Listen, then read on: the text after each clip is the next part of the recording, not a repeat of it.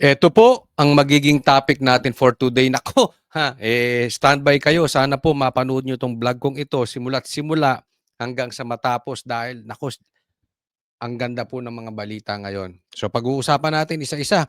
Claire ang reyna ng fake news sa pambihira. Di umano. Oh, ikaw na ngayon ang fake news peddler, Claire Castro.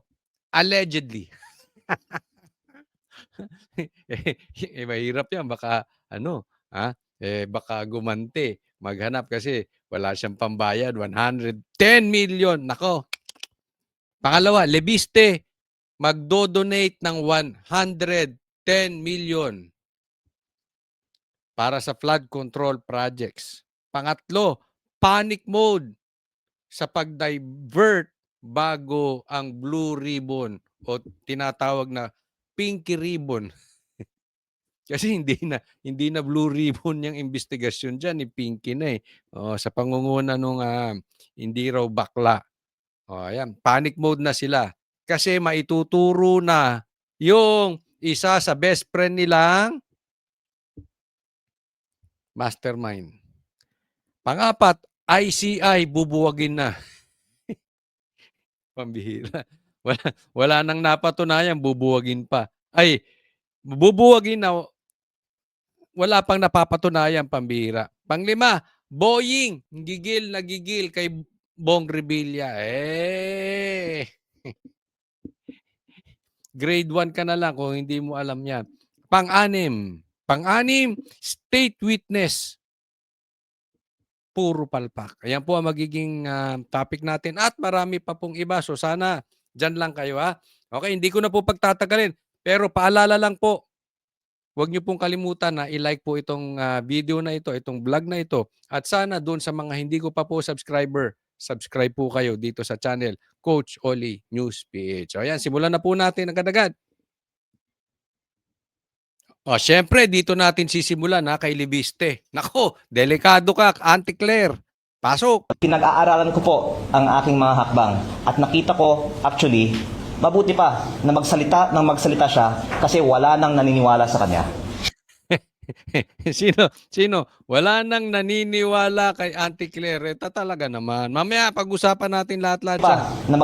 Na magsalita siya kasi wala nang naniniwala sa kanya. Maaari natin sabihin na ipso facto revoked na ang prangkisa ng kumpanyang ito. Actually, nung una kong binunyag ito, baka nagulat si Yusek Claire kasi hindi niya napag-aralan ang batas na ito. Pero ito naman po ay nasa Google.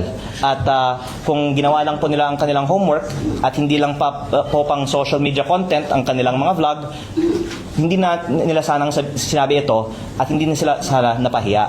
Yan. Teka muna kasi alam nyo, ako payo ko lang kay Claire Castro. Total pogi naman si si Dan Fernandez. Kontakin mo. May contact diyan ng presidente. Oo. Kontakin mo kahit talo 'yon, kontakin mo kasi yan si Mr. Google, si Dan Fernandez. Turuan ka paano mag-Google. Kasi hindi ka nagre-research. Okay lang kung ikaw mga pipitsuging vlogger katulad ko. Pero ikaw ay abogado. Ay, nako. Hindi po pwede hindi ka nagre-research. Wala akong nakitang abogado na bopols sa pagre-research. Baka kayo ni Gadon. Yan yung sinasabi. Pero alam mo, may bago ngayon, Claire. May bago. Kung ayaw mo magpaturo kay Dan Fernandez sa paano magpa-Google, may chat GPT. Tanungin mo. Tanong mo si GP. Oo. Makikita naman yan sige. Sinabi ito at hindi na sila sana napahiya. Okay.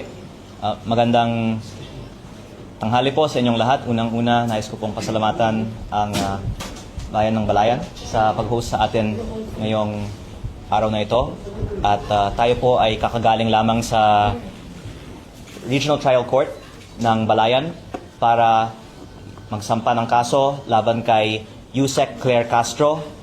Palakpakan naman niya, palakpakan. Ayos yan kasi alam mo, tapat-tapat lang yan eh. Ito si Claire, walang pumapatol sa bagay. Alam mo, ngayon lang ako nakakita May nakita na ba kayo na ganyan na spokesperson ng presidente? 'Di ba? Walang pumapatol. Ayan, napatulan ka. Tapos ka ngayon. dahil sa kanyang pagpapakalat Bongbong, ikaw ba pinapatulan mo si Claire? Hindi. Nagtatanong lang ako. Hindi kasi baka nag-aaway din sila. So, baka nagkakasagutan kasi alam mo na, minsan yung mga hirit ni Claire hindi maganda. Kaya tinatanong ko, Bongbong, ikaw ba papatulan mo si Claire? ng fake news. Tayo po ay nagsampa sa tulong po ni Attorney Topacio. Yan, siya nagsabi niyan, Claire, ikaw fake news. Kaya nga sinasabi ng taong bayan na I cannot blame them. Ikaw na ngayon ang reyna ng fake news. Tanong lang yan, Claire. Totoo ba yun? Yun ang sinisigaw ng taong bayan eh. Ikaw na reyna ng fake news. Oh. ng kaso kay Claire Castro for libel on her libelous statements tungkol sa aking solar power business. Uulitin ko lang po, nagsampa po ako ng libel case kay Yusek Claire Castro para sa 110 million pesos in damages plus attorney's fees. Ito po ay civil case at hindi criminal case dahil hindi ko naman po nais na masaktan si Yusek Claire Castro. Nais ko lang pong depensahan ang pangalan ko. Yan, tama ka dyan. Wag mong sasaktan si Claire. Ha? Wag mong sasaktan si Claire. Baka idemanda ka ng grave threat. Ha? Mamaya, buti, maganda sinabi mo na hindi mo siya sasaktan kasi mamaya, iba na naman ang interpretasyon. Ewan ko, medyo iba mag-interpret yung abogado na yan. No, sabihin, grave threat yan. Isipin mo, appendix mo lang ang walang latay, grave threat. Abogada yan, ha? Hindi yan yung pinabili ng suka sa kanto. Abogada. Spokesperson, pag ganun mag-interpret. Oh. Appendix mo lang ang walang latay, grave threat. Ayan. Pero, ang tanong, saan ka kukuha ng 110 million? Sa bagay, hingi ka kay Bongbong. O baka hingi ka kay Lisa. Total, to the max naman ang pagtatanggol mo sa kanila. Kaya lang, sana hindi ka rin iwan. Alam mo naman ang pamilyang Marcos, user-friendly. Dahil sa kanyang pagpapakalat ng fake news tungkol sa akin, nais ko din pong Ulit-ulitin mo pa, Lebiste, fake news, fake news, fake news, fake news. Fake news peddler. Claire Castro, siya may sabi nun, ha? linawin na hindi po natin kalaban ang administrasyon at si Yusek Claire Castro lang po ang ating kinasuhan. Pero ayon po sa advice ng ating lawyer, si Attorney Topacio, si Yusek Claire Castro ay pwedeng kasuhan din ng cyber libel. Kasuhan mo na. Kasuhan na. Pero ang isa pang tanong dyan, kung magtagumpay ito, saan ka kukuha ng 110 million? Malalaman natin kung iiwanan kanyang amo mo. Yung amo mong adik, di umano. O criminal case. Pero dahil ayaw natin masaktan si Yusek Claire Castro, 110 million pesos in damages na lang po ang sinampahan po natin sa kanya at ayaw natin siyang makulong pa. At pag-aaralan natin po ang ating mga susunod na mga hakbang pa sa kanya at sa ibang mga nagpapakalat ng fake news tungkol sa iba't ibang mga issue na nakikita naman po ng taong bayan ay nagpapalihis lang ng usapan mula sa tunay na issue ng korupsyon sa DPWH dahil si Yusek Claire Castro po kasi ay nagsimula ng kanyang mga vlog episodes tungkol sa akin, baka mga 15 na po ang kanyang mga episodes tungkol sa akin, tungkol sa kung ano-anong mga issue. Nung una, tungkol sa Cabral Files, tapos yung prangkisa na sinabi niyang binenta ko na hindi ko naman binenta. Fake news, fake news. Tapos yung ibang mga kontrata sa DOE na hindi naman na po sa akin. At kagabi nga po, hindi lang isa, dalawa ang kanyang episodes sa kanyang vlog tungkol sa akin. Ay, kumikitang kabuhayan si Auntie Claire. Hindi, alam mo, kasi guest namin 'to nung nakaraang linggo. Pogi. Pogi ito. Pogi ito. Hindi ko alam baka ka-crush ni Claire, baka crush. Ano 'yan, pogi ito, maputi na bata, 'no, medyo lamang ng mga 10 paligo sa'kin. Hindi, bata ito, bata. Eh, baka akalain mo naman, 15 vlog na pala ang ginawa kay Lebiste. Tapos kagabi lang 2. Pambira, kumikitang kabahayan. Ha? Masarap bang gatasan si Lebiste? Pigang-piga si Lebiste. Kinatasan si Lebiste. Katas na katas si Lebiste. Hindi, ang ganyan po kasi yan eh. Ha? Pag pinapanood ng taong bayan, siyempre si Lebiste, gusto na binabanatan ni Claire, yan ang laging iba-vlog ni ano. Pero ngayon lang naman ako nakakita ng USEC spokesperson ng presidente nagba-vlog ng isang congressman 2 times a day. Ang lupit mo, ha? Ano ka? Fame whore? I mean, gusto mo lang talaga ng atensyon o kapos na kapos ka na sa pera? Kasi alam mo, para sa akin, although wala naman 'to sa batas, pero sana kahihiyan na lang. Spokesperson ka, magba-vlog ka pa. Ang lupit mo, Hindi, kasi kailangan 'yon. Alam mo, kahit sabihin natin na, yung sinasabi ko ngayon ay salita ko. 'Pag ako nagsasalita as spokesperson, 'pag ako'y nandiyan, ay yan po ay salita ng presidente. Puwedeng gano'n. Pero hindi, hindi po puwede. Hindi mo maaalis na yung mga sinasabi mo ay salita din ng presidente. Hindi ko nga alam kung ganyan talaga katanga yung mag-asawang Bongbong Marcos at Lisa na hinahayaan kang spokesperson, nagba-vlog ka pa. Or gusto talaga nila. Dahil alam niyo si Bongbong, wala talagang accomplishments yan, eh.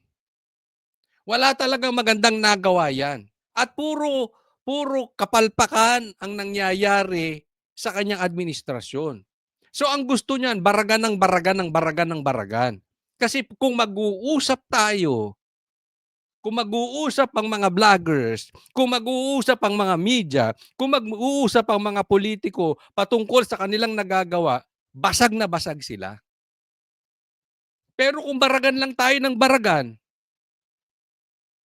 baragan lang tayo ng baragan, yaan, may pumupuntos pa sa kanila. Naintindihan? Kaya siguro ako sa tingin ko, posibleng gusto nung mag-asawang Marcos, mag-vlog ka rin. Kasi sino ba naman sabihin mo, itigil mo na yan. Spokesperson ka eh. Nagba-vlog ka pa. Anong dating neto? Kasi importante po itong maintindihan natin. Yung binabanat-banatan mo si Libiste, whether sabihin mo yan ay opinion mo at hindi opinion ng presidente, yan po ay nangangahulugan na umiiwas kayo sa investigasyon sa mga masterminds diyan sa flood control scandal. Dahil hawak niya. Hawak niyang ebidensya kung sino ang mga magnanakaw. Pasimplihin na natin. Sino yung mga buhaya, sino yung mga magnanakaw, at sino yung nagpapahirap sa mga Pilipino. Tapos isang spokesperson, babanat-banatan mo 2 times a day. 15 times mo nang binablog si Lebiste, trolling na po ang tawag dyan. Yun na po ang tawag namin dyan. So anong ibig sabihin nun? Umiiwas. Whether directly or indirectly, yan ang titingnan ng tao. Umiiwas kayo na isiwalat niya kung sino yung magnanakaw diyan sa flood control scandal. Tigil mo na yung kakablog mo. Pero kung gusto mo, di ituloy mo lang. Hindi kita pakikialaman para magkamali ka na magkamali ka na magkamali. In fact, in some ways, nakakatuwa na she cares so much about me na Ako, ang sweet. Kaya ang tanong ko rito, pumapatol ka ba sa senior citizen, Leviste? Tinanong ko yan eh. Tinanong ko na yan nung ano, di ba? Okay. Kasi pinipiga namin kung anong type niya sa isang babae. Hindi siya sumasagot. So, tinanong ko, patol ka ba sa senior? Senior. Ay! Iwas-iwasan mo yan si Claire ha, pambira ka. dami na niya pong content tungkol sa akin.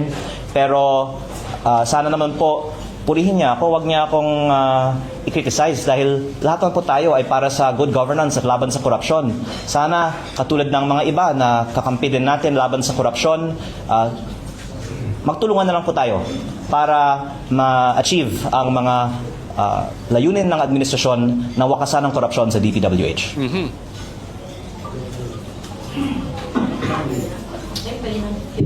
Pwede na po. Talkback. Talkback na daw sabi ng ano eh.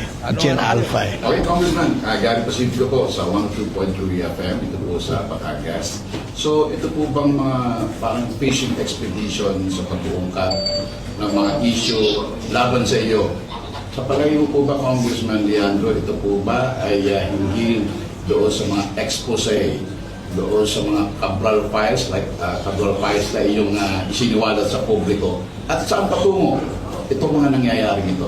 Ako nang sasagot niyan. Obvious. Di ba?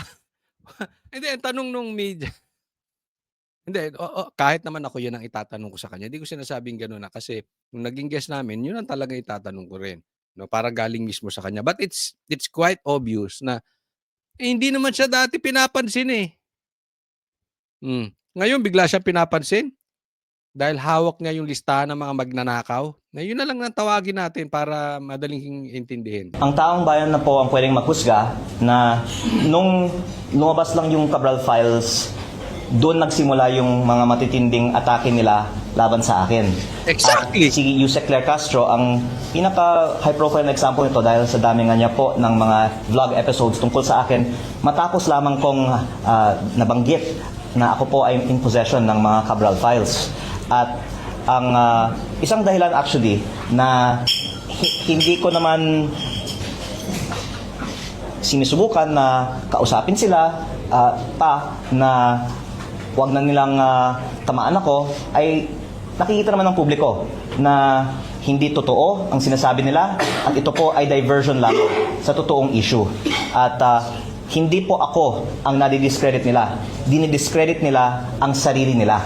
Kaya pinag-aaralan ko po ang aking mga hakbang at nakita Kasi ganito simple. Kaya sabi niya, dinidiscredit lang nila yung sarili nila. Halimbawa, sabihin ko sa inyo, hawak ko ang listahan ng mga adik.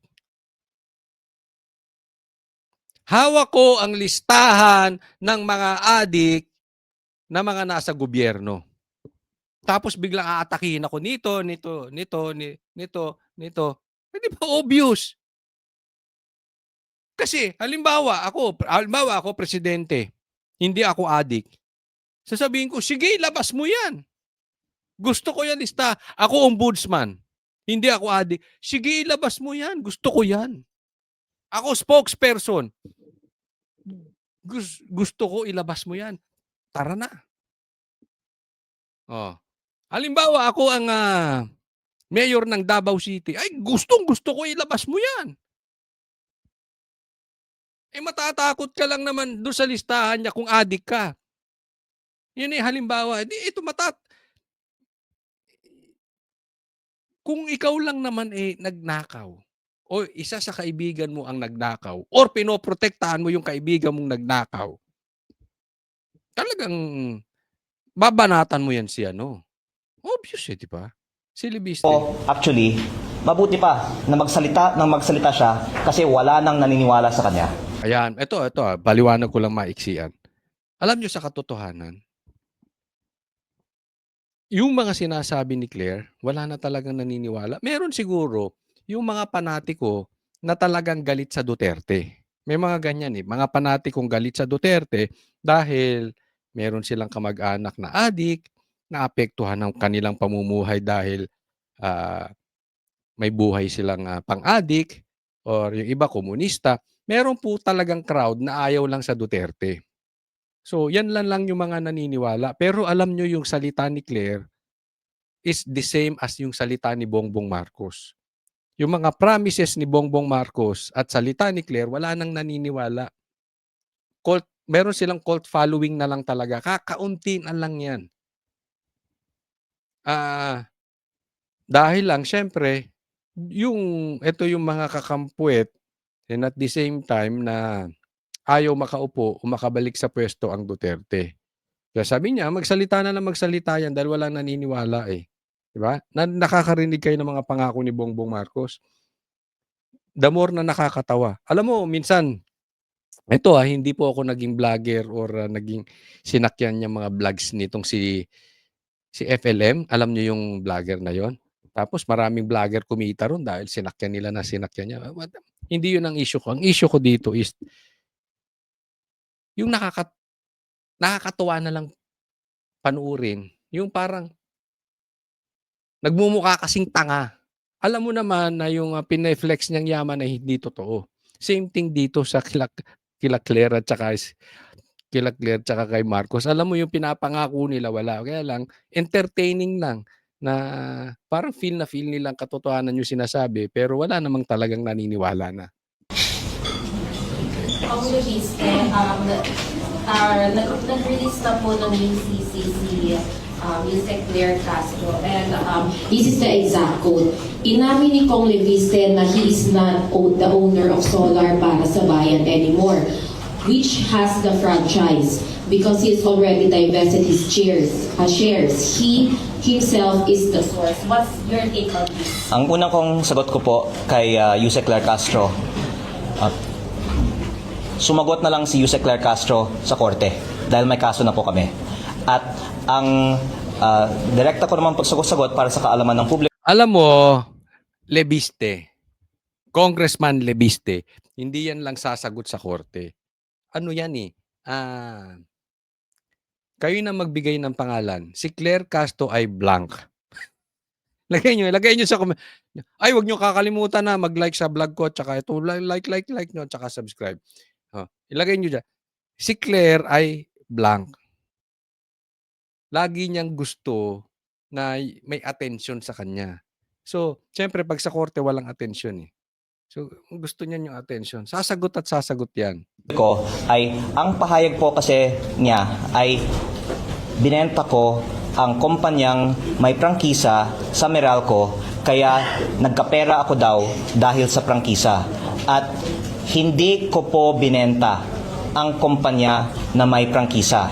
Ang kumpanyang binenta ko ay ibang kumpanya na ang main asset nito ay lupa sa Nueva Ecija.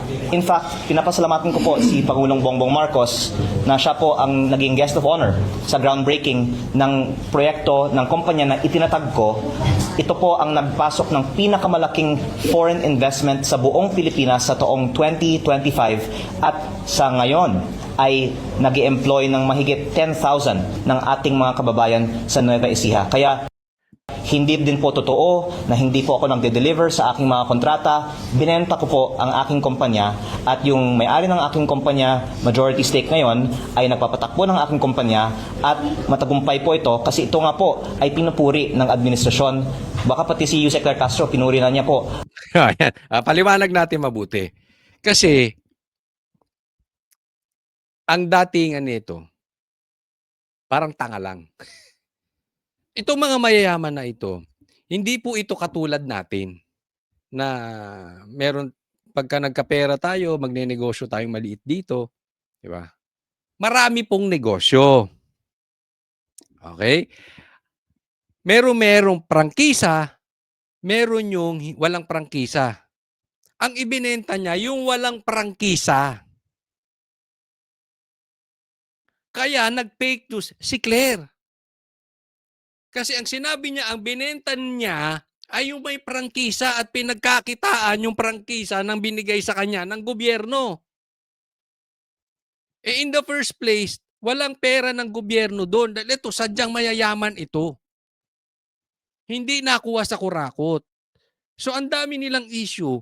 Pero, To cut the long story short, ang binenta niya sa Nueva Ecija na walang connection sa kuryente, walang connection sa power, walang connection sa solar dahil about sa lupa. Nagigets?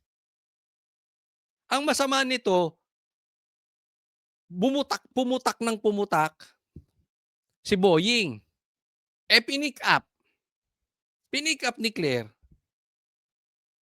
Di siya ngayon ang na-fake news. Ang inirereklamo ni Claire, mamaya pag-uusapan natin. No? Pero, kukunin din natin yung side ni Claire, mamaya lang. Pero kasi, dapat, hindi lang pick up ng pick up. Dapat nagre-research din. Di ba? Lalong-lalo na, spokesperson ka ng presidente, abogada ka.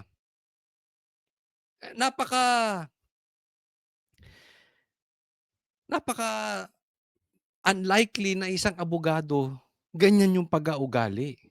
Ang proyekto ng kumpanya na binenta ko. Kaya pero ang point po dito is parang naliligaw si Yusek Claire Castro sa daming mga kumpanya ko kasi yung alegasyon niya, binenta ko yung kumpanya na may prangkisa, yung binenta ko, hindi yung kumpanya na may prangkisa. Yung kumpanya na may prangkisa naman, ito po ang nasabi ko ng status. Ito po ay inaprubahan sa 2019. At may dalawa pong probisyon ang prangkisa. Una, para mag-operate, kailangan ng implementing rules and regulations. Pwede pong tignan ang batas na ito mismo. At ang DOE po ang dapat maglabas nito at walang inilabas na IRR ang DOE. Pangalawa, ang franchise na nakalagay naman na kung hindi mag-ooperate for 2 years, ito po ay ipso facto revoked.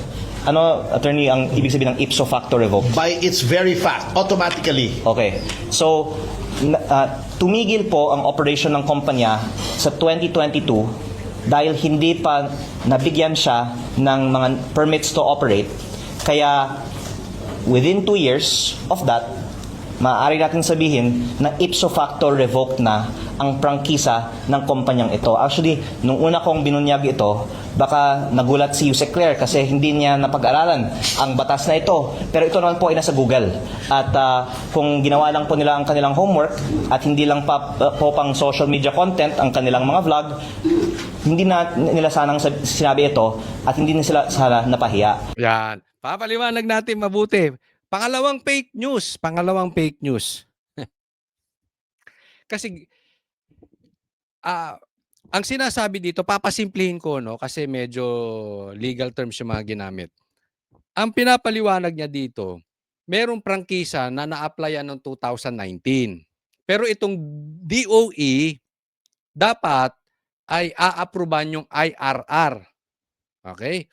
Pero hindi na-approvean yung IRR at hindi tumakbo yung kumpanya, automatically, yun ang paliwanag yan yung sinabi ni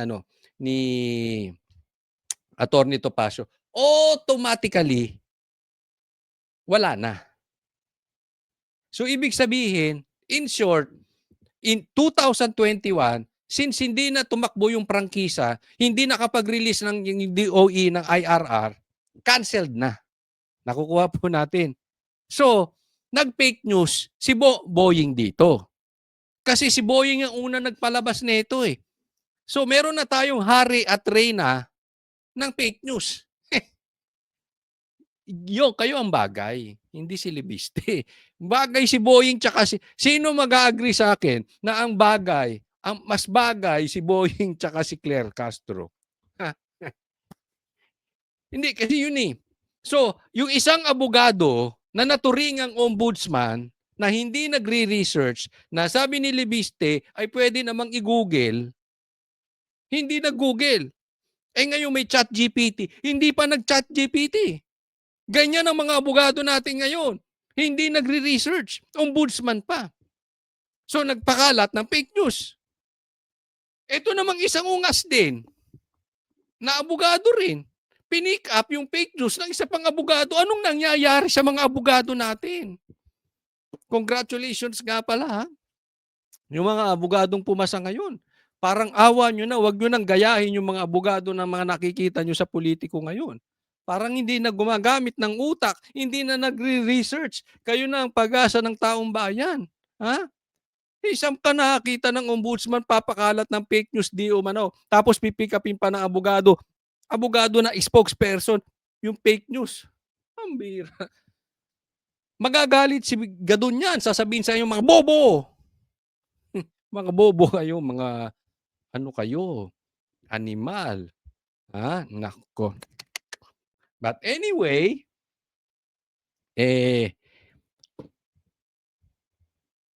yan ang istorya niyan. Kaya nga sinasabi natin, sige lang, ituloy nyo. Kasi nakikita naman ng tao ang kapalpakan ninyo. Na talagang sa desperation yung masiraan si Libiste, halungkat kayo ng halungkat, wala kayong mahalungkat dahil bakit? Malinis yung tao talaga eh. At dagdag ko din po na ang Kongreso ay nag-aproba din ng isang general law noong 2022 din na may repealing and amendatory clause na nakasaad na ang mga legislative franchise na may kaugnayan sa batas na yon ay thereby repealed or amended. At nakalagay po sa general law na ito na ang mga kumpanya sa sektor na yon ay hindi nangangailangan ng prangkisa. Ang kinalabasan po ng batas na yon ay walang saysay, wala ng visa ang prangkisa na ibinigay sa kumpanya ko noong 2019. Kaya sa maraming mga dahilan, wala nang prangkisa ang kumpanyang ito at wala na rin naapektuhan sa bagay na ito dahil mula 2022 may bago ng batas ang Pilipinas tungkol sa sektor ng kumpanyang ito. Yan. So, may bagong batas. Ang problema kasi mga matatandang abogado to mga. Hindi ko iniinsulto yung mga matatandang abogado dahil yung tatay ko matanda na rin eh. Of course. Alak na mas bata pa sa akin yung tatay ko. No? Pero abogado. Kaya nga merong ano yan eh, team of lawyers kung tawagin. Imposible naman ombudsman wala kang staff. Anong ginagawa nila utoy? 'Di ba? May mga utoy ka diyan eh.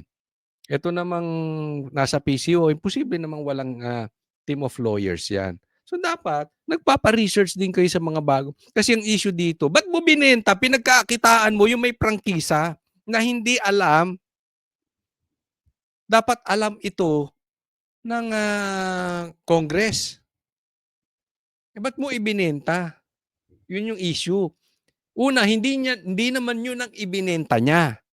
Pangalawa, wala na yung prangkisa kasi nga meron ng bagong batas doon.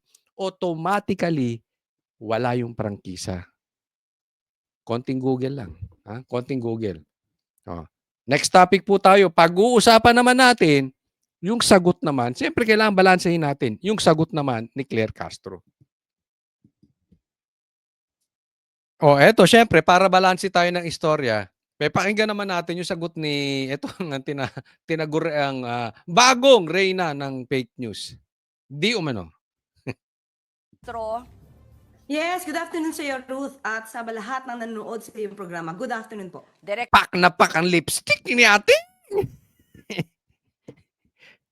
Tuloy mo yan, ating. Pak na pak Tanong po tayo, yaan sa pagsasampa ng libel sa inyo ni Congressman Leviste. Ano pong masasabi nyo dyan? Actually, Ruth, hindi ko pa natatanggap kung yung complaint, so hindi ko alam yung mga allegations. So, sasagot lang ako doon sa mga nadidinig kong sinasabi niya. According to him, kaya siya nag-file sa akin dahil sa sinabi ko daw na nagbenta siya ng kumpanya na may prangkisa. Tama? At naitanong din to sa isang programa, sa isang interview, na hindi galing sa akin ang nasabing balita ko, hindi mismo kay Ombudsman. Sa Ombudsman. Pero hindi nga niya daw sasampahan ng kaso ang Ombudsman. Mas pinili niya akong sampahan. Kahit ako yung hindi yung source. Well, anyway, kung yun lang naman ang issue, Ruth, kasi yun lang yung nababanggit niya, siguro mas maganda, unang-una, meron naman kasi talaga siyang issue sa DOE. Ayan, ito issue niyan, okay? Doon muna tayo. Kasi nga, yung ang sinampa niyang kaso, yung fake news ni Claire, pero ang tinutukoy ni Claire, yung fake news naman niya ay na-pick up lang niya at Nagkomentaryo lang siya doon sa fake news ni Boying. Bakit siya ang pinag-initan? Yan ang punto ni Claire. Mamaya i-explain ko bakit ikaw ang pinag-initan. So mas maganda sagutin muna niya yon kaysa ma-divert yung attention ng tao dahil baka mawala yung issue tungkol sa pagmumulta sa di umanong hindi niya pagtalima sa kanyang obligasyon dito sa kanyang mga solar firms. At ito'y naging malaking kawalan sa ating bansa at sa sabi ni Secretary Sharon Garin ay naapektuhan ng 12,000 households. Yun ang sa akin pagkakaalalang sinabi ni Secretary Sharon Garin. So dapat masagot muna niya yan dahil talagang malaki ang epekto nito sa hindi pagtalima sa obligasyon. Yan, teka muna. So, ang sabi ni Claire, sagutin niya muna yung nawala na parang 12,000. I'm not sure doon sa exact basta yung malaking nawalang power, 12,000 megawatts, etc. Hindi ko alam hindi ko alam yung eksakto. Basta yun ang kina-question ng DOE na hindi na-produce nung kumpanya di umano nitong si Leviste. Ang sabi ni Claire, yun munang sagutin mo kasi mawawala tayo doon sa issue na naapektuhan yung maraming mga kababayan. Ang masasabi ko doon, Claire, kayo ang nagliligaw ng kwento. Ang totoong usapin niyan, hawak niya yung magnanakaw diyan sa flood control scandal. Tapos bigla nyo silang binato ng ganyan. Nagigets nyo? Nung bigla nyong binato, nung dinimanda ka, ang sasabihin mo sa kanya, siya ang nagda-divert. Huwag mong i-divert yung issue, Leviste. Parang ganun ang sinasabi ni... Huwag mong i-divert, sagutin mo. Nagigets nyo po? Sagutin nyo yung tungkol dyan sa DOE. Baligtad, kayo ang nagda-divert. Ngayon, para sagutin yung issue na yan, hindi na nga siya dyan parte niyan. At hindi po yan yung ibinenta niya. Naintindihan? Na-explain na po natin yan kanina eh. Kaya nga parang talaga pong ito si Claire, ligaw na ligaw. Ha? Hindi, iba na po itong, hindi na siya parte ng kumpanyang iyan. Ito may prangkisa na patungkol doon sa power. Okay? Now, patungkol sa sinasabi niya na sinabi ko daw na hindi naman siya nagbenta daw siya ng kumpanya na may prangkisa. Hindi din sa akin galing yon. Mismo siya ang nagsasabi sa isang interview nung tinanong siya kung ano ang estado ng solar para sa bayan na siyang may prangkisa. Sinabi niya na hindi na siya ang may-ari at tinanong siya kung ito ba'y na-divest niya. Sinabi niya, oo, nag-divest siya. So hindi sa akin galing na nag-divest siya ng property or rather ng kumpanya na may prangkisa, kung hindi galing mismo sa kanya. Na makikita naman yan sa mga interviews niya. Ang issue nga dito, na-divest, okay?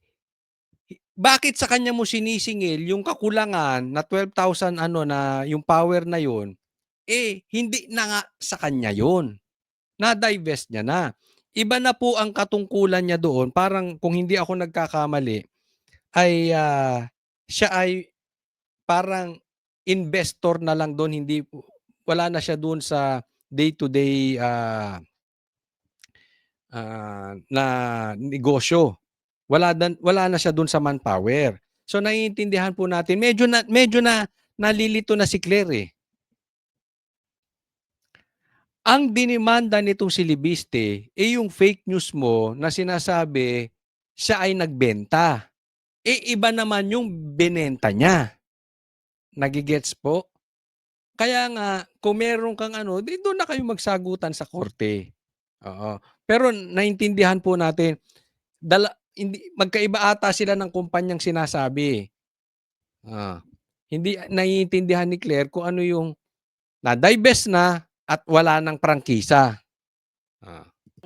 Yung ano, medyo pinanood ko nga rin po briefly yung kanyang briefing eh. Kasi ang sinasabi niya kasi, parang kumbaga parang nagkamali daw po kayo sa anyway, masalimuot po yung mga kumpanya. No? Ang sinasabi niya lang po, tila nagkamali daw kayo, hindi daw kayo nag-research doon sa pagtukoy sa kanyang kumpanya na binenta, na hindi naman daw po niya binenta yung merong franchise. Parang ganun yung paliwanag niya, kumbaga parang iba Exactly, yan yung na. tinutukoy na kumpanya. Ano po. Bakit, Pero may binanggit din bakit naiintindihan namin, hindi niya maintindihan ni Claire? Abogado ta. kasi siya, I mean, you know, if you're just looking at yung mga companies na sinasabi niya, no? Pero ang sinasabi niya rin po ay tila kasi yung mga ganitong mga pahayag niyo daw, nililihis lang daw yung tunay na issue tungkol dun sa usapin po ng korupsyon sa gobyerno. Ruth, hindi naman sa atin nanggaling yung issue na to. Nagsimula ito kay Ombudsman sa kanyang programa. Doon nag-start ito. At ang sabi nga niya, di ba, hindi dapat lang nape-flip ang pag-aari, lalo na kung may prangkisa. At ito din naman, Wala ngang prangkisa. Pero, ang kulit eh. Wala nang prangkisa eh. Ang sasabi niya, hindi galing kay Ombudsman. Alam mo, isa mo rin pagkakamali. Yan yung binanggit ko na rin kanina. Ang ingay mo kasi. Di ba? Ang daldal mo eh. Ikaw ba naman? I-vlog mo siya 15 times. I-vlog mo siya 2 times a day. Eh talagang kung ako yun, at ganyan karami pera ko, at meron ako mga abogadong de Campanilla, talagang demanda kita. Lalo na yung sinasabi mo fake news. Kasi hindi naman siya nagbenta eh, nung may prangkisa. Yung sinasabi, hindi ka mag-research eh. ay nanggaling din sa Tinotroll mo kasi. Ang tawag nga namin dyan, trolling. Araw-arawin. Hindi lang araw-araw. 2 times. Pambihira. Secretary of Energy. Hindi po sa ito galing. So hindi maaaring sabihin na iniiwas lang yung politika or iniiwas lang yung totoong issue. Iba ang issue sa flood control projects. Iba ang issue dito sa kumpanya na may prangkisa na hindi daw niya natupad. Hindi niya natupad ang kanyang obligasyon. Wala na nga prangkisa. Kulang ka ba sa ano? Hindi ka ba nabigyan ni Bongbong Marcos? Hindi ka ata na-supplyan ni Bongbong. Anyway, alam mo kahit anong sabihin nyo na hindi nyo dinadivert, si Bongbong Marcos nga, nagpasalamat pa sa kanya. Dahil ito ang pinakamalaking pumasok na investment sa atin noong 2025. Kaya nagpasalamat si Bongbong Marcos sa kanya at may na-create na 10,000 na trabaho. 'Di ba? So, ibig sabihin, okay naman eh. Until sinabi niya, hawak ko yung listahan ng mga magnanakaw na buhaya. Doon kayo nag-react lahat. Alam mo, kahit sabihin mo yan sa grade 2, mahahalata kayo. Pumuyok kayong lahat. At muli, sabi niya hindi siya nagbenta ng kanyang kumpanya ng prangkisa. Mas maganda dito, Ruth. Lahat, iniimbitahan ko na. Tignan niyo po yung kopya sa SEC nitong solar para sa bayan. Makikita natin dyan kung talagang hindi siya nag-divest. But anyway, inamin naman niya, nag-divest siya. Sinabi niya sa isang interview.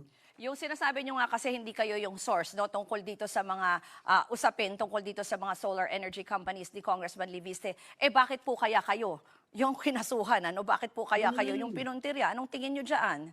Hindi, inamin niya kanina sa interview niya rin. Ang sabi niya, hindi niya na makakasuhan si Ombudsman dahil daw kaibigan ng nanay niya at ginagalang niya. So does it mean ba na dahil hindi ako kaibigan ng nanay niya at hindi niya ako ginagalang, ako yung pipiliin niya? Ang tanong, Claire, kagalang-galang ka ba?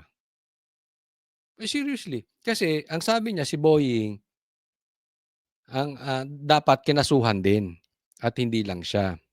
Okay? May punto eh. Ako sa tingin ko dapat idemanda niya rin si Boying, no? Pero diskarte niya yan eh. Hindi naman ako nagbabayad ng abogado. So, hindi ko siya pwedeng questionin, no? Kung ayaw niya idemanda si Boying dahil kaibigan ng nanay niya, ang tanong ko sa iyo, Claire, may kaibigan ka ba? Hindi kasi baka yung ugali mong ganyan, wala ka talagang kaibigan, eh. Kasi ang nangyari sa'yo parang kinuha ka ni Bongbong Marcos, yun na lang ang tingin mo sa sarili mo ang taas na, so hindi mo na kailangan makipagkaibigan, dahil kaibigan mo na yung presidente, kayo-kayo na lang, o di sige, 'di ba? Kaya hindi ka naman niya kaibigan, di so be it. Pangalawa, ito matindi, dahil nirerespeto niya si Boying, ng nanay niya. Eh, yun ang tanong ko sa'yo, Claire, karespe-respeto ba yang ginagawa mo? Bilang spokesperson, abogada, mag-vlog ka ba naman? 2 times a day, 15 times mo na daw, di umano siya bina-vlog, 'di ba? Yun ba yung karespe-respeto? Dapat ano ka rin, hindi ka rin turo ng turo sa iba, tinitingnan mo rin, teka muna, assume responsibility. Meron ba rin akong fault dito? Bakit ba hindi ako nirerespeto? Baka may mali rin akong ginagawa. Tanong mo rin sa sarili mo. So, sinisingle out niya ako. So, parang ako yung ayaw niyang pagsalitain. Well, in the first place, sabi ko nga, Ruth, lahat ng aking na-content, base naman din sa news. At nagre-react lang tayo at ina-explain ko sa mga viewers natin yung legal implication nito. Ako nauunawaan ko siya, kasi ako ganyan din ginagawa ko. Pero, ah, kung ako naman maging spokesperson ng presidente, ititigil ko na yung vlog. Pambira naman, ating. 'Di ba? Ngayon, gaya ng sabi ko, ulitin ko, ako sa tingin ko dapat dinimanda niya rin si Boying, eh, 'di ba? So 'yun ang side ko. But of course, I cannot blame Congressman Libiste. Kaya lang, may mali ka rin. Dapat aminin mo 'yun. Bilang spokesperson, kawani ng gobyerno, opisyal ng gobyerno, abogado, dapat nagre-research ka bago ka nagba-vlog. Hindi nga kapatawad-patawad sa mga katulad naming ordinaryong vlogger. Ikaw pang may posisyon, mas lalo na, 'di ba? Hindi ko sinasabing magaling tayo, hindi po 'yun ang punto. But, sa posisyon mo, in the first place, hindi ka na nga dapat nagba-vlog, eh. Pagka may prangkisa ka, paano mo binenta, at kung kailan ka may conflict of interest. Kasi lumalabas dito, siya pa ay parte ng SPNEC. And I believe, hindi tayo magkakamali dyan, ang SPNEC ay also ay still engaging, no? And transacting with the government. So, ang tanong dyan, may conflict of interest ba siya, being a congressman, and still owns 18% dun sa SPNEC? No, I mean, it's just, it is a legal question. Kanina ho, binanggit nyo na based on DOE, no? Okay, so at least nagkasagutan. Mamaya di-discuss pa po natin na mas detalyado 'yan. Pero for now, dito muna tayo sa next topic. Ito pag-usapan natin, isa pa itong maliwanag pa sa sikat ng araw na diversion. Ito yung kaso ni Bong Revilla at magtataka ka. Bakit yung katulad ni Bong Revilla ang kinakasuhan, pero si Tamby wala? Bakit yung dating senador, ang naging problema, karamihan, nandiyan dyan sa Congress, mga congressman? Sige, pag-uusapan natin yan. Sa pagdinig ng Senate Blue Ribbon Committee nitong Nobyembre, ikinuwento ni dating DPWH Undersecretary Roberto Bernardo na isa si dating Senador Bong Revilla sa mga kumubra umano sa mga proyekto ng DPWH. Si Bernardo nga... Eto si Bernardo, wala rin to. Alam mo, magtataka ka, bakit bigla na lang state witness? Di ba? Ganyan ang plano sa kanila. Tapos, ito ay nagsoli ng pera. Doon pa lang sa pagsoli mo ng pera, guilty ka na eh. Ibig sabihin, nagnakaw ka. Ang masama nito, ang isinoli niyang pera, barya. So ikaw na yung magnanakaw, ikaw na yung umamin ng magnanakaw, ikaw pa yung magiging state witness, tapos ikaw pa yung paniniwalaan, tapos ikaw ligtas. Tapos, anong sense ng sinasabi nito? Ang itinuro niya si Bong Revilla lang. Sana si Tambaluslos, si Martin Romualdez. Ito po timing na timing tong pagkaso kay Bong Revilla eh. Timing na timing kasi sa Blue Ribbon magsisimula sa Lunes at itinuturo na si Tambaluslos, si Martin Romualdez. Matutumbok na yung mga amo nila. Pagkatapos si Romualdez ang ituturo, si Bongbong Marcos na. Pero ito, hindi niya tinuro si Romualdez. So, ito'y maliwanag pa sa sikat ng araw, idadivert na naman. Siyempre, gwapo, artista, galing sa artistang pamilya. At easy way out, si Bong Revilla. Dahil dati na may kaso. Oh. Malaking pangalan.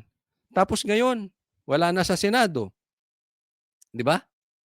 Doon pa lang makikita mo, perfect na tao si Bong Revilla to divert. Tatandaan po natin, anong nangyari kay Tebes? 'Di ba? Oh. Napatunayang hindi guilty. Pare-parehas ng senaryo yan. Ganyan din ang ginawang panggigipit kay Pastor Kibuloy. Ganyan din ang ginawang panggigipit kay PRRD. Sino ang hayahayang buhay? E di sila. Si Tambaluslos walang kaso. Oh. Eh niloloko tayo. Ang tanong dito, meron bang masustansya na sinabi ito? O yung mga pinagsasabi na ito para mapalayo doon sa tunay na mastermind. 'Di ba? Kasi yung mga sinasabi nito, ang balita ko, yung sinampan niyang kaso, hindi na yun yung nasa preliminary investigation. Hindi na. At ang dinig ko pa nga dito, 4 na beses, di umano nagpapalit to ng statement. Iba na yung sinabi niya ngayon, iba na yung sinampa. Diyan pala makikita mo, may nagtuturo, may nagdidikta. At malamang-lamang yan para malayo doon sa tunay na mastermind. Araw mismo ang nag-deliver ng cash kay Revilla sa bahay nito, 125 million pesos. Naman lang may picture ka, 'di ba? Meron kang mga hindi puro hearsay lang, hindi puro sat-sat lang. Noong 2024 at 250 million pesos noong kampanya sa eleksyon 2025. After receipt of the 25% commitment, which were packed in 6 cardboard boxes, each containing at least 20 million, and 1 paper bag containing 5 million, I called up Senator Revilla to inform him the same is ready to be turned over to him. While the boxes were being unloaded, Senator Revilla and I talked for about 20 to 25 minutes. I asked him, Sen, bakit hindi ka nangangampanya? Senator Bong replied, okay naman pare, maganda results ng survey. Relax muna. Ngayong araw, kinasuhan ng Ombudsman sa Sandigan Bayan si Revilla kaugnay ng 92.8 million pesos na ghost project sa Pandibulacan. Kapwa niya Kinasuhan sa Ombudsman, balik natin dito kasi ito bata to ng Ombudsman. Bata ito nito si Utoy, bata ito ni Boying. Kinasuhan sa Ombudsman dati, ito yung spokesperson niya sa DOJ, no? Alam naman natin, nasa survey panalo to si Bong Revilla. 'Di ba? Nadikit lang ang pangalan nitong Bong Revilla sa mga Duterte. Ang napagkakadinig ko, hindi pumirma yung anak niya for the impeachment ni Sara. So, na-identify. Ito nga, ipinalit, ang nadinig natin dito, ipinalit doon sa, wala naman sa survey, pero ipinanalo. Naalala nyo, mayroong mga kakampuet dyan na nanalo. Pero talo naman talaga. Wala sa survey, biglang nanalo. Duda pa nga ako eh. Ito'y aking opinion lang ha. Hindi talaga, panghuling pumasok si Amy, hindi dapat si Amy ang panalo doon. Si Bong Revilla dapat. Siyempre, pinalit yung kapatid. Hindi nila inaasahan na tatraydo rin sila at magsasabi ng katotohanan si Amy. So, ang napag-initan, si Boying ang napag-initan si Bong Revilla, dinaya na, trinabaho na, di umano sa eleksyon, tapos kinasuhan pa. In short, alam naman natin kung gaano kagigil ang Rimulya sa Revilla. Ito ay may connection din sa Cavite. Hindi natin maiaalis po yun. Alam natin na kahit yung pagkakatalsik ni Torre ay may kamay doon si John Vic. Ito rin. Ito sa akin lang Dahil hindi talaga mananalo ang Remulla sa Revilla dyan sa Cavite. So, ano yan? Trinabaho to si Bong Revilla. Kaya nga sa akin, huwag tayong papayag sa kahit na pamaraan para i-divert ang issue. Ito trinay nila si Atong Ang. Pinaputok nila yung balita. Biglang inisyuhan ng warrant of arrest si Atong Ang. Diba? Bakit? Kasi nga magbu-blue ribbon na sa Lunes. Kailangan nila ng pantakip. Hindi natin alam, baka mamaya maituro yung kanilang amo si Tambalislos. Di umano. Wala silang pang-cover up ng pag-uusapan sa balita. Kasi trinay nila si Atong Ang. Ang problema, hindi bumenta. So, kailangan sila ng another cover up na balita. Ito si Bong Revilla. Siyempre, halimbawa, ako tanungin mo, gusto kong pagtakpan yung mastermind. Pipiliin ko talaga yung mga sikat na senador at kung sikat na senador, lalong-lalo na kung artista. Kasi kahit hindi politically involved na tao, kilala yung artista. 'Di ba? So easy target talaga si Bong Revilla. Pero hindi tayo dapat nagpapaloko sa mga animal dyan. Kahit na hindi tayo papayag na madadivert. Kasi it is public knowledge. It's safe to say that it is public knowledge na alam na ng taong bayan kung sino ang mastermind. Sinasabi na bakit palayo tayo ng palayo? Ombudsman sa Sandigan Bayan, si Revilla, kaugnay ng 92.8 million pesos na ghost project sa Pandibulacan. Kapwa niya akusado ang 6 na dating opisyal ng DPWH, kabilang sina Bulacan 1st District Engineers Bryce Hernandez at JP Mendoza. Sabi ng Ombudsman, nagsabuatan sila Revilla at mga taga-DPWH para ilabas Yung mga state witness nyo, yung mga witnesses nyo, puro palpak. ang pondong pampagawa ng flood control project sa Purok 5 Barangay Bunsuran, pero walang naitayong proyekto roon. Despite the absence of any actual construction, the respondents declared the project completed.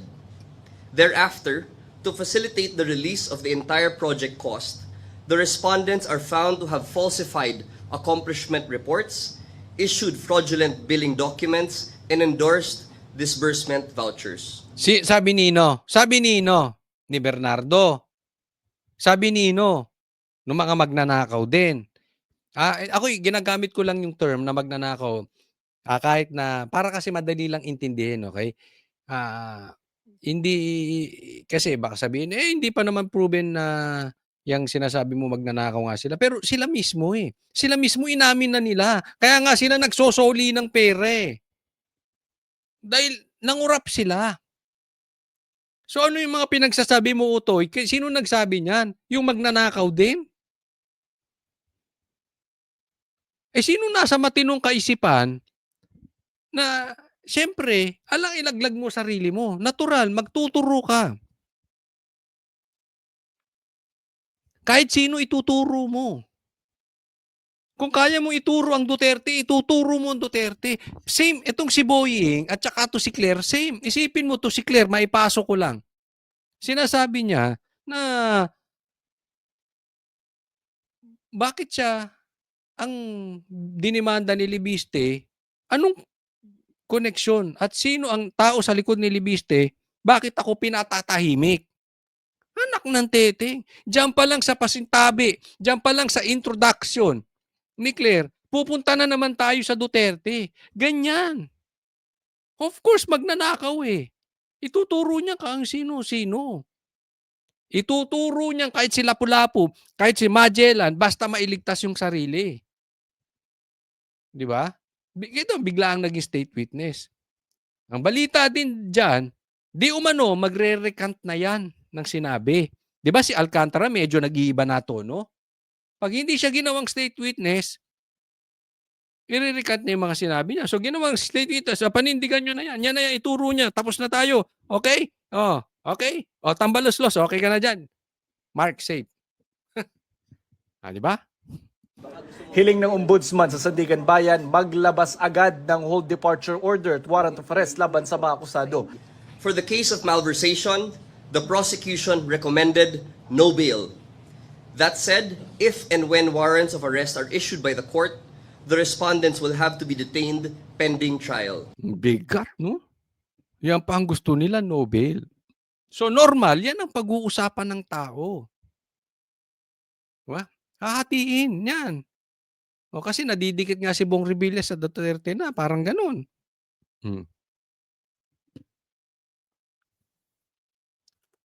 Ang lupit. Utoy, gigil na gigil yung amo mo sa Revilla. Sabagay, kung ganun ba naman ang itsura ko, magigigil talaga ako sa Revilla. Hindi ko nakayanin dun sa lugar ko, sa Cavite. Tapos ganun pa yung itsura ko. Talagang... Si Revilla na ang pinakamataas na opisyal na kinasuhan kaugnay ng anomalya sa flood control projects, kasunod ni na dating Congressman Zaldico at kontratistang si Sara Diskaya. At present, several cases are still ongoing preliminary investigation, while many Yun yung sinabi siya ng pinakamataas na kinasuhan, si Bong Revilla. Di ba? Very convenient nga kasi gipit na si Bongbong Marcos, di ba? Hanggang ngayon, wala pang nakakasuhang mataas na tao. Sabi niya merong hindi magme-Merry Christmas. Sinabi niya na merong maraming makukulong. Pero ang nakulong lang di si Diskaya. So, para mapatunayan din ni Bongbong Marcos na merong makukulong na mataas na tao, ang pinaka-safe dyan, si Bong Revilla, hindi na senador eh. Tapos, meron pang political rivalry. Hitting two birds in one stone. Ang Revilla at Remulla. Kaya this is very, very obvious na atake. Kaya lang, hindi rin effective. Bakit? Hindi yan ang gusto ng taong bayan para managot. Hindi. Hindi yan ang tinitingnan nilang mastermind. more remain under active and continuing fact-finding. This sends and should send a clear message. Those who misuse public funds will be held accountable under the law. Sinusubukan pa namin kunan ng pahayag si Revilla pero nauna niyang itinanggi ang mga paratang. Jonathan Andal Ay, nako. Diversion to the max tayo ang kalalabasan. Nakita nyo yung ginawa kay Libiste, ginigipit? Same. Same yan. Panggigipit din yan. Magkaiba lang kasi hawak ni yung ebidensya. Ito naman si Bong Revilla. Convenient para gipitin. Next topic po tayo. Ito, pag-usapan naman natin itong gaganaping Blue Ribbon investigation. Or Pink Ribbon. Kasi ito, minanipulan na nito di umano ni Pinky Lacson. So, pag-usapan natin. Pirmado na ni Senate President Tito Soto III ang 12 subpoena para sa pagdinig ng Senate Blue Ribbon Committee hearing sa Lunes. Una sa listahan si dating DPWH Secretary Manuel Bonoan. Yan. So, ngayon yung pagsasalitain, wala na. Hanggang ngayon, di nyo mapauwi. Bakit nyo kasi pinaalis? Alam nyo namang, ang pinakamalaking, kahit ba sabihin natin wala pang kaso, dapat yan, ginawa nyo agad ng paraan. Anong klase kasi kayo dyan? Di ba? Ngayon yung isasabina, uuwi ba yan? Alam naman natin ang isa sa pinakanagamit ay ang DPWH. Tapos pinaalis nyo si Bunuan. Tapos isasabihin na nyo, ano yan? Pakitang tao na naman.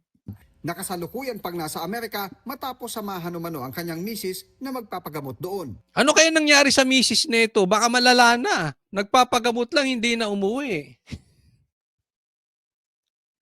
Baka hindi naman misis ang kasama mo, kaya nagtagal ka doon. Ay, ako'y nagtatanong lang. Una na siyang inimbitahan sa huling Blue Ribbon hearing pero hindi na nakasipot kaya supina na ang pinadala sa kanya ngayon. At kapag hindi pa rin nagpakita ay maaari siyang ma-cite in contempt at ipaaresto ng Senado. May legislative warrant siya na pwede siyang hulihin. So we will make arrangements with the US Embassy, the Ambassador Dave Romualdez, na kung pwede makipagtulungan, makipag-coordinate sa US authorities para maibalik siya rito. Kasama rin sa pinadalhan ng supina si resigned ako Bicol Party List Representative Zaldico kahit pa may warrant of arrest na rin siya mula sa korte. Una nang sinabi ni Lacson na nasa Portugal na si Ko. Yan, hindi nyo mapauwi. Diba? Anong issue ni Saldico? Diba? Ang sabi ni Saldico, sinabihan daw siya, wag na siyang uuwi. Tapos ngayon, sasabihin nyo, isasabihan nyo. Ayaw nga siyang pauwiin. Diba? Diyan ka na lang. Tapos siya ang gagawing fall guy. Siya nagsabi niyan. Si Saldico mismo. So yung style nyo dyan, lumalabas, kayo rin na nagpaalis kay Bunuan. Tapos sasabihin nyo, diyan ka na lang, tapos isasabihin nyo, pakitang tao. Di ba? Bukod sa dalawa, pinadalhan na rin ng supina sina DepEd Undersecretary Try Gibolaybar, negosyanteng si Menard Ngu, Carlin Yap Villa na aide ni dating senador at ngayon Makati Mayor Nancy Binay, at Mimaropa DPWH Regional Director Engineer Gerald Bacanan. Ganon din sina Engineer RJ Dumasig na kabilang sa tinaguriang Bulacan Group of Contractors o BGC Boys. Dating sundalong si Orly Guteza na una nang tumestigo sa Senado pero hindi na mahagilap pa. Kita nyo. Sa kanyo isusubpi na si Gutesa. Sabi, ituloy nyo yung hearing, tapos pagsalitain si Gutesa. Tinigil nyo yung hearing. Ayaw nyong pabalikin si Gutesa, ayaw nyo nang pagsalitain. Tapos ngayon, yung hindi na siya makita, isasabinan nyo. Ang galing nyo rin no? Yung nakaalis na, isasabinan ninyo. Dapat hindi nyo pinaalis. Yung dapat magsasalita at i-explain patungkol dun sa notaryo, hindi nyo pinagsalita. Si Saldico, sinabihan nyo, wag uuwi, tapos isasabinan nyo. Ang galing nyo rin. Kaya itong Blue Ribbon na hearing na gagawin sa Lunes, manood po kayo. Itaga nyo sa bato. Kaliwat kanan ng diversion gagawin. Pustahan. Sige. Ilagay nyo sa comment section. Taas ang kamay na naniniwala yung hearing sa Blue Ribbon sa Lunes, diversion ang mangyayari. O doon, sige, doon naman sa sabihin nyo, naniniwala kami, maayos ang gagawing investigasyon dyan sa Blue Ribbon sa Lunes. John Paul Estrada, Mark Texay, DPWH NCR Director Gerald Opolencia at COA Commissioner Mario Lipana. Pag hindi siya dumating, papakontempt na namin siya, pa-issue namin siya ng warrant of arrest. Naku, may ganun ka pa, Pinky. Ikaw din yung nagsabing hindi ka bakla. But coach, bakla ba? Hindi ko alam. Hindi ko naman siya kilala personally. Minsan talaga na, kahit nga ako na pagbibintangan akong bakla, pero alam ng mga tunay kong kaibigan ang katotohanan. Legit ito. Oy. At alam ito ng aking kapatid at aking magulang. But anyway, maputat. Bakit pa pag nakikita ko to si Lacson, bakla ang napag-uusapan? Ipahuhuli daw. Sus! Pahuhuli, pinaalis. Ng warrant of arrest. Kinumpirma rin ni SP Soto ang pagpapadala ng imbitasyon para kay Batangas Representative Leandro Leviste na idinaan kay House Speaker Faustino D. Si Leviste ang nagsapubliko ng umano'y Cabral Files o mga dokumentong naiwan yumaong dating Ang gulo-gulo din nila, no? Di, sa totoo lang, ang gulo ng gobyerno. Alam nyo kung bakit? Ano sabi ni Leviste sa interview niya? Papatayin siya. Ha? Pag pumunta siya sa Blue Ribbon, siyempre isisiwalat niya ron. At maraming pangalan na malalaglag.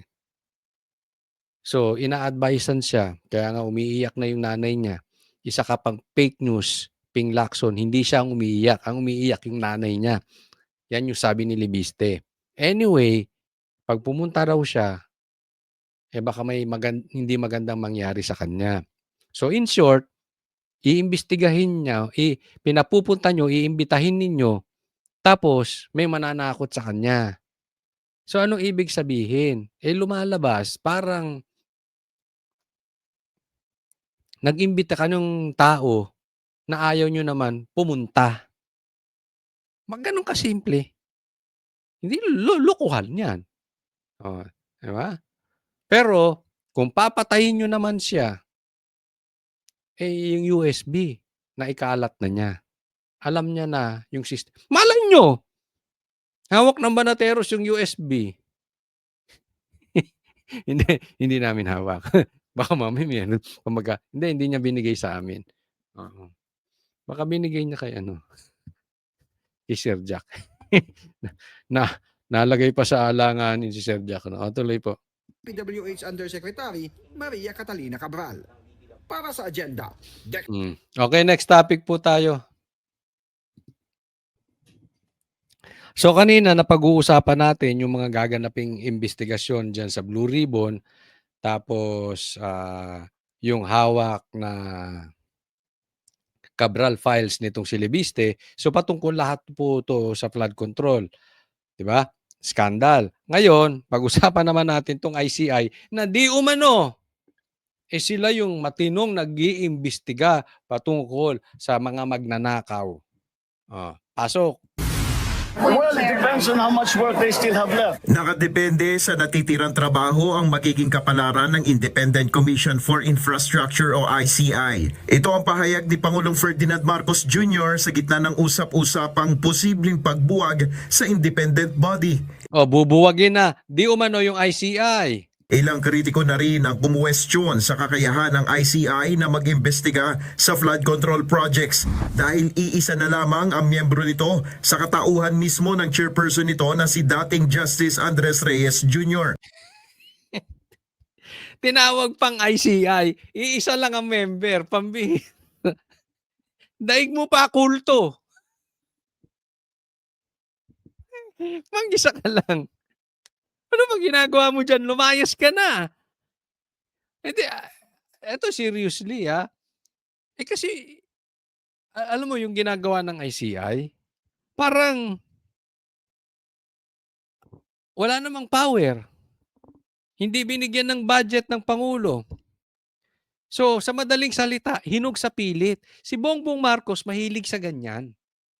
Alam mo tawag namin sa taong ganyan? Intro boys. Alam niyo yung bandang Intro Boys? Yung kapanahunan ko yun. Intro Boys. Puro intro. Walang yung Bongbong Marcos. Nag-intro ka na mag-iimbestiga, gumawa ka ng taga-imbestiga, pero ngayon, iisa na lang.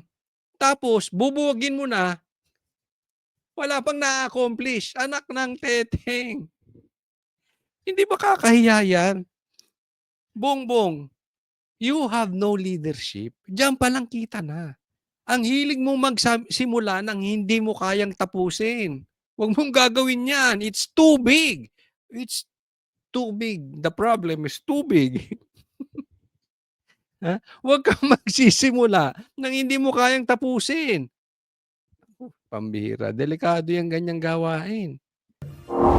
Ayon kay Pangulong Marcos, posibleng maglabas siya ng desisyon sa magiging estado ng Independent Commission for Infrastructure sa oras na matapos ang trabaho nito, partikular na ang pag-iimbestiga sa flood control projects anomaly. Kung matapos na yung trabaho nila, we will see what they can do next. But they really are coming to the end. Lahat ng kailangan imbestigahan na nila. Maybe there are one or two other loose ends that they have to clear up. So sabi, patapos na sila. No? At kung naimbestigahan na nila yung mga dapat maimbestigahan, meron na lang siguro silang isa o dalawa na hindi pa nila na naayos at pagdudugtong-dugtongin na lang. Ang tanga!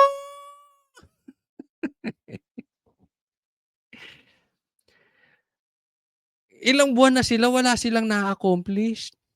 Pag-uusapan ba kung i-abolish, bubuwagin mo na yan? Iisa na lang ang member.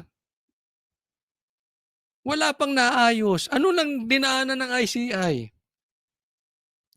Pumunta dyan si Tambi, nag-executive session.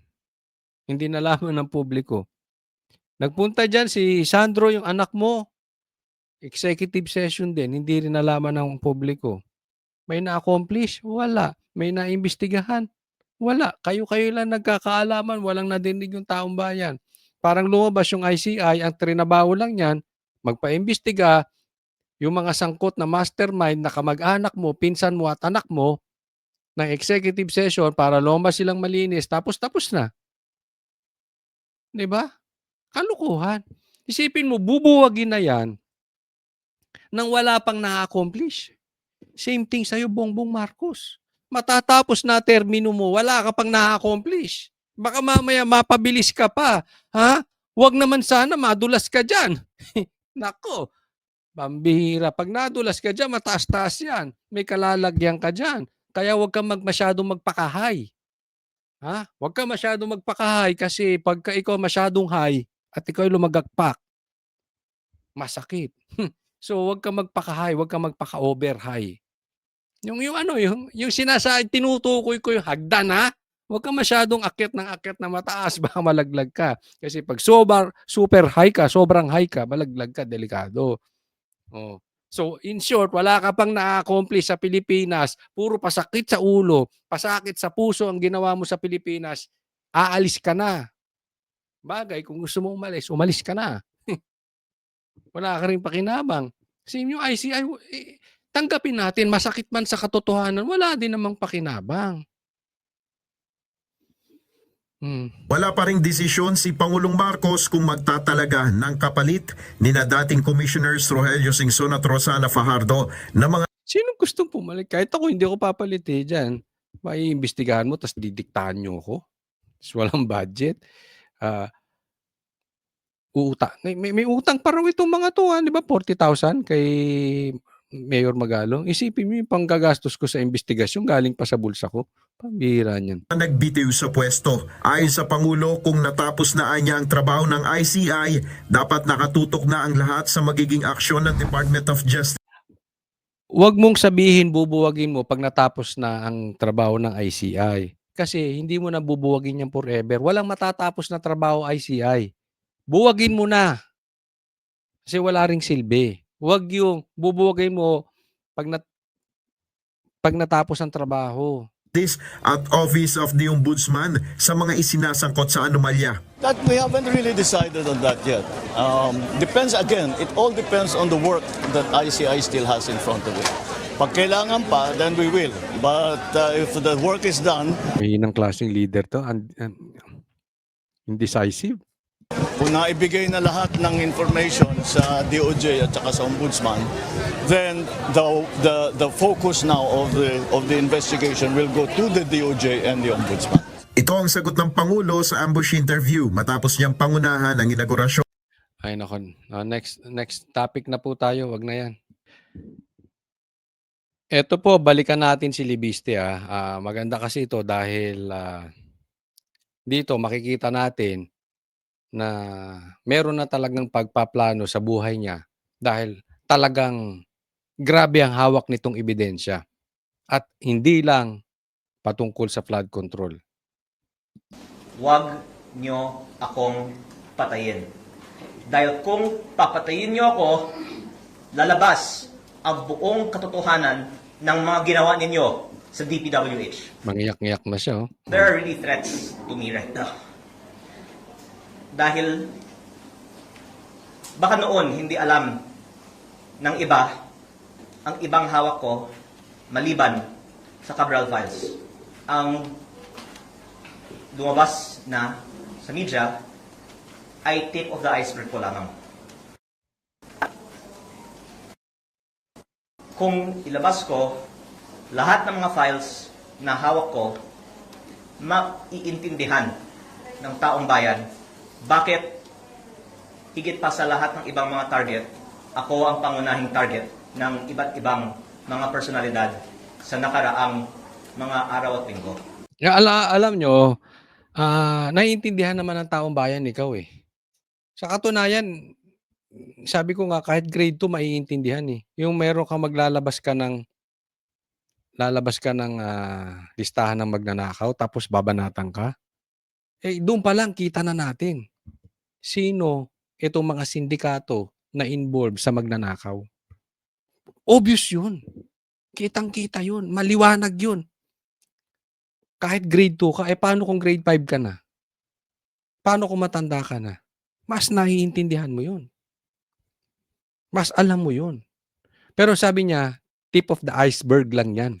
Tip of the iceberg. So, sa madaling salita, yung Cabral Files, hindi lang yan ang hawak niyang anomalya. Malay natin. Kasi sabi niya USB. Oh, di ba? Malay natin, nasa Banateros na yung USB. Malay din natin. Yung sinasabi niyang USB, baka meron din siyang hawak tungkol sa drugs. Speaking of USB. Di ba? Malay mo. Andun yung listahan ng mga nagpapat-session. May video yan. Malay mo, nandun din yung mga videos na group sex. We do not know. Kasi sabi niya, yung ganung kalaking iskandalo na Cabral Files, tip of the iceberg. So, ibig sabihin, di mas malala pa tong hawak niya. No, kung iisipin natin, ano pa bang lalala sa lintik na nakawan ng ghost projects? Baka nga yung mga adik, hawak niya yung listahan ng mga sumusuporta dito sa mga drug lords, gambling lords. At the more na inaatake ako, the more na nakikita ng taong bayan na tila may dahilan na nais ng iba na patahimikin ako. At ako naman po ay nakikinig sa payo ni Senator Ping Lacson na wag bara-bara. Wag! Huwag ka makikinig doon. Huwag ka makikinig doon kay Pinky. Nako, iba ang noon. Iba ang laman loob niyan si Pinky. Sige lang, bara-bara, labas mo. Kasi ayaw niya magsasalita ka. Baka mamaya tamaan yung kaibigan niya. O baka mamaya nasa listahan siya. Hindi natin alam. O baka mamaya may video ka na nasa siya. Para sa akin, I don't agree. Kung ang magpapayo sa'yo si Pinky lang, wag na uy. Sabi nga niya, hindi ako bakla. Kaya, yung mga hawak kong ebidensya, higit pa sa Cabral Files, ay hindi ko inilalabas. Pero,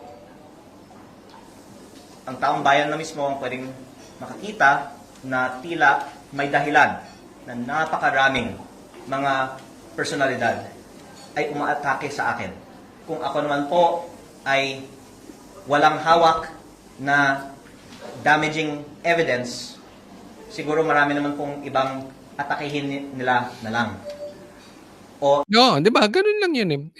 If you're nobody, 'di ba? Eto mailihis ko lang ng konti ang sitwasyon, 'di ba? Anong relihiyon ang talagang inaatake ngayon? 'Di ba sa Nigeria inaatake ang mga Christians. Ito'y maihihantulan, hintulan, maiko-compare, maiko maiko-compare natin na kung wala naman talagang saysay yung hawak ni Lebiste, ba't siya pag-iinitan, 'di ba? Do'n pa lang kitang-kita mo na, eh. Eh, yung sinabi ni itong sinabi niya na hawak niya Cabral Files, nailagay sa liwanag ang taong bayan. Alam mo yung merong nagtatago sa dilim na liwanagan, kita mo agad sino yung magnanakaw, 'di ba? Nung sinabi niya na hawak niya Cabral Files, kita mo na kung sino yung magnanakaw or protector ng magnanakaw kasi nagsilabasan. Kasi kung hindi matindi yung hawak mo, walang kwenta. Wala yung kwenta, hindi ka papansinin. Bahala ka kumuda ka ng kumuda diyan. Hindi ka namin, 'di ba?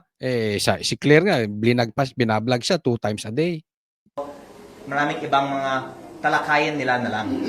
Pero ang dahilan na ang daming mga umaatake sa akin ay sa kadahilanan na ang hawak kong ebidensya ay higit pa sa Cabral Files at kung ilalabas ko ito, malaki ang magiging consequences nito para sa ating bansa at dahil sila po ay nagmamonitor sa ating press con ngayon, ako po ay sumusunod sa payo ni Senator Ping Lacson na wag bara-bara. Basta wag nyo akong patayin. Dahil kung papatayin nyo ako, lalabas ang buong katotohanan ng mga ginawa ninyo sa DPWH. Ako gusto ko lumabas din pati yung mga adik. Baka naman may listahan ka diyan, pakisabi mo baka may video ka diyan ng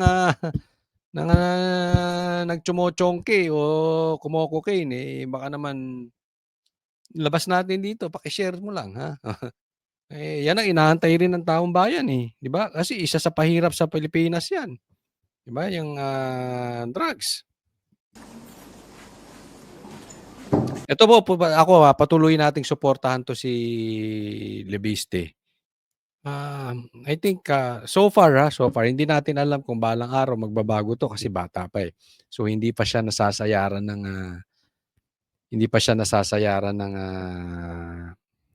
trapo. Hindi pa siya nasasayaran ng dungis ng sistema ng politika, 'no. But so far so good. Posible 'tong maging who knows, 'di ba? Magiging presidente 'to someday. We need this kind. Isipin mo sa ganyang bata babangga ka. Buo ang loob nito. Alam mo nakita ko 'to para mai-share ko lang sa inyo. Kasi nga na-interview namin siya, 'no. If you will look at him, parang simple tao, simple person na idealistic, ayaw sa mali. Yun yung aking first impression sa kanya na educated. Kita mo naman sa figura agad, laking mayaman. Pero doon sa kanyang how he handled it, magaling, may sistema siya. Pati yung pagsagot sa amin, magaling siya, eh. At higit sa lahat, buo ang loob. Tinutumbok niya talaga. We need this kind of leader. So kailangan sana suportahan natin kasi bibihira yung ganito. Karamihan ng mga leaders may presyo. Ito wala. Bata pa, wag sana madungisan, pero I'm sure hindi naman siya nagdodroga. Mahahalata mo pag nagdodroga. Yun ang minsan nagiging alam mo kaya ako galit sa mga adik, maipasok ko lang. Kasi kailangan nila talagang suportahan yung kanilang addiction. Kailangan nila ng malaking pera. Gagawa at gagawa sila ng paraan para masuportahan nila yung addiction. So, hindi porket bata, hindi kinain ng sistema. May mga bata diyan congressman. Alam niyo na kung sino-sino yung mga yan. Kinain na rin ng cocaine kaya kaaga-aga addict na rin. Ay, kaaga-aga magnanakaw na rin. No? So, magbantay lang tayo patuloy. Huwag tayong papayag ma-divert. Kitang-kita naman natin ano ang first kanilang goal is to divert, ilayo sa mastermind. Huwag tayong papayag. Maraming salamat po. Huwag pong kakalimutan. I-like po itong video na ito. At sa mga hindi pa po natin subscriber, sana po mag-subscribe po kayo. God bless everyone.